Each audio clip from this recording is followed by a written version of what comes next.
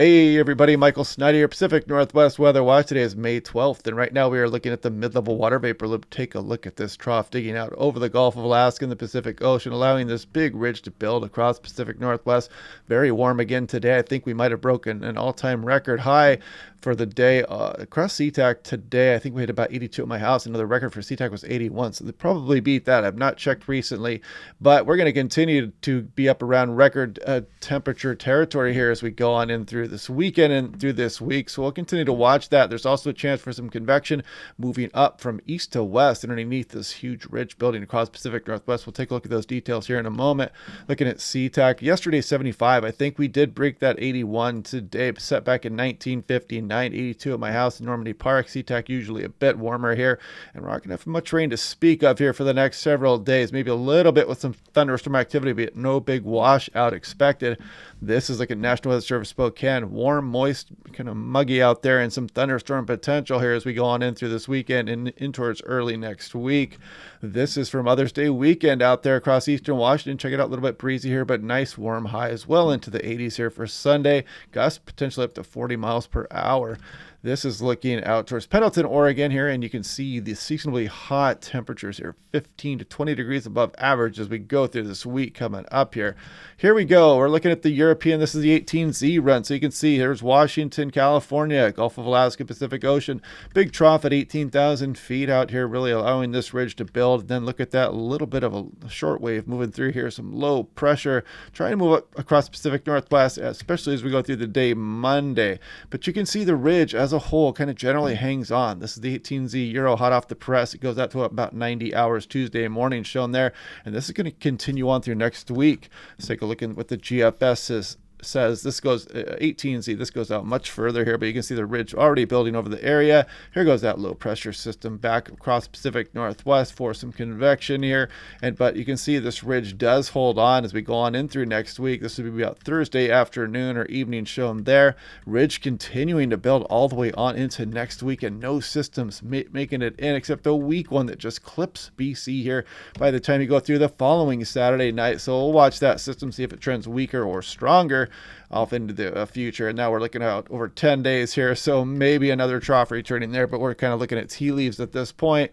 This is day 3 here. This goes through Sunday into Monday here. You can see that convection starting to ride back up in towards Pacific Northwest, Idaho, Oregon, California, Nevada getting included there. Then Monday would be included in the next day. We'll take a look at that here as we get a bit closer also. But this is the NAM3 CAM composite reflectivity. This is hot off the press of the 0Z run. I'm just going to put this into motion, and you can kind of see this low pressure system spinning out here across some of the Great Basin, moving out across Nevada. Look at that spin starting to move into southern Oregon, eastern Washington, Idaho there, maybe even making it out towards the Cascades here as we go through Sunday evening. And eventually this action is going to try to start impacting some of the Cascades of Washington, western Washington, southwest BC on the day Monday. This is looking at the European. This is the 18Z hot off the presses, lightning flash density potential. Put that into motion, and you can see as we go through Sunday, you'll see the increase again, pretty similar to what the NAM was showing there across some of eastern Oregon towards the Cascades. And then as we go on into Monday, check it out. We go into towards the afternoon hours and look, it includes western Oregon, Washington, maybe up into British Columbia as well. But a lot of the Pacific Northwest going to be dealing with some convection as we go through the day Monday, then potentially again on the day Tuesday. We'll watch that again. We have a couple days to look at this, as these systems can be quite fickle here, but it is showing that signal for some lightning potential west of the Cascades. Here we're looking at 2-meter max temperature on the GFS 18Z run.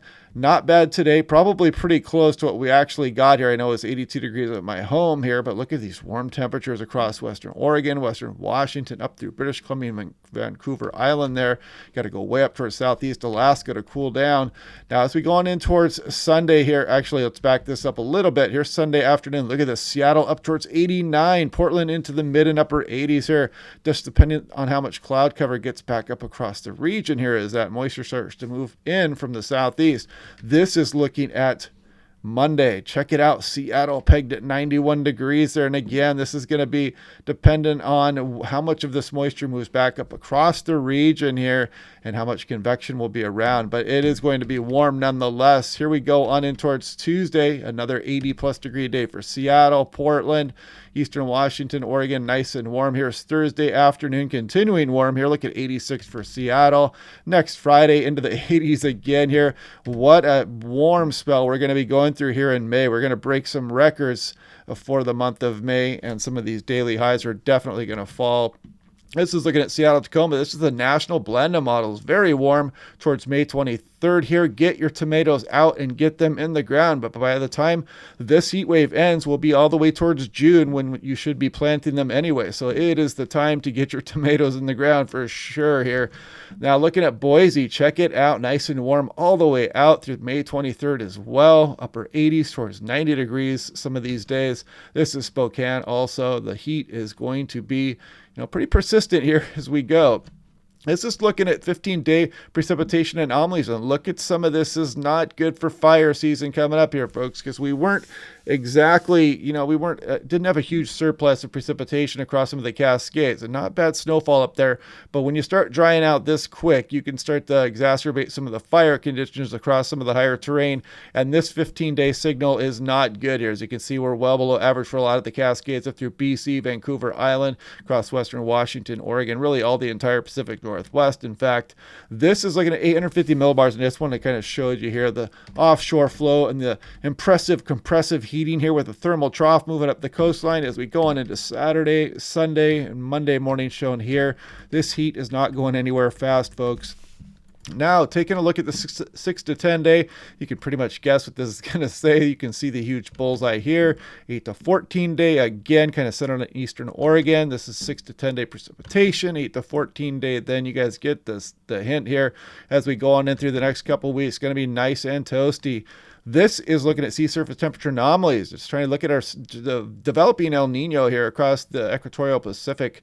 And you can see that cooler water kind of slowly going away there as we're probably headed towards a moderate or a strong El Nino coming up here. And what do I mean by that? Let's take a look here. You can see by the time we get towards November, December, January, we have an 80% chance of being +1 Celsius across the equatorial Pacific there. That would be a moderate El Nino, and 54% chance of a strong El Nino as of right now. So yeah, we are very high likelihood of headed towards a moderate El Nino, and virtually zero chance for a La Nina at this point. But yeah, El Nino on the way here. We'll continue to go over some of the impacts that this can have. I have done an educational video on what El Nino does for the Pacific Northwest.